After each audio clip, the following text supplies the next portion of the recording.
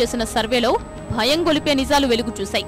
తరిగిపోతున్న నీటి వనరుల్ని కాపాడుకోవడంలో అధికారులు, పాలక వర్గాలు చూపుతున్న అలసత్వం భావితరాలకు పెనుశాపం కానుంది అని ఆ నివేదిక స్పష్టం చేసింది.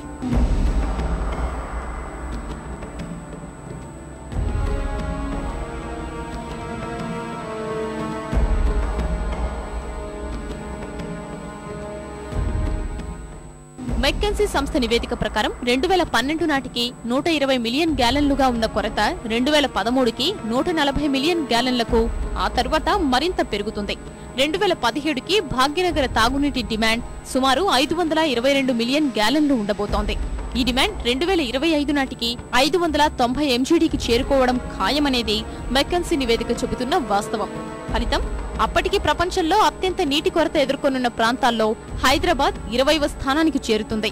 ఎందుకంటే సిటీ పెరుగుతుంది, ఊర్లో జనం అంతా వచ్చి సిటీకి చేరుతుంది. ఆ సిటీకి చేరేటప్పుడు మనం ఎవరికి ఏమి వాటర్ సప్లై చేయలేనప్పుడు మనం ఈ రెయిన్ వాటర్ అను, ఈ పొదుపు చేయడం అనే ఇంకుడు గుంతలు అలాంటివి చేస్తే గనక ఈ సిటీలో నీటి కరువును అధిగమించవచ్చు. మనం పొట్ట చేత పట్టుకుని నగరానికి వచ్చిన వలస జీవులకు వారానికి ఒక్కసారి వచ్చే తాగునీటి కోసం రోజు కూలీ పోగొట్టుకునే దీన స్థితి.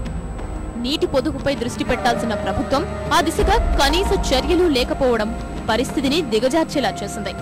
తాగునీటి వినియోగంపై ప్రభుత్వం దృష్టి సారించి పగడ్బందీ చర్యలు చేపట్టడానికి తోడు నీటి ప్రాధాన్యతపై ప్రజల్లో సామాజిక స్పృహ వచ్చినప్పుడే సమస్యకు పరిష్కారం లభిస్తుంది.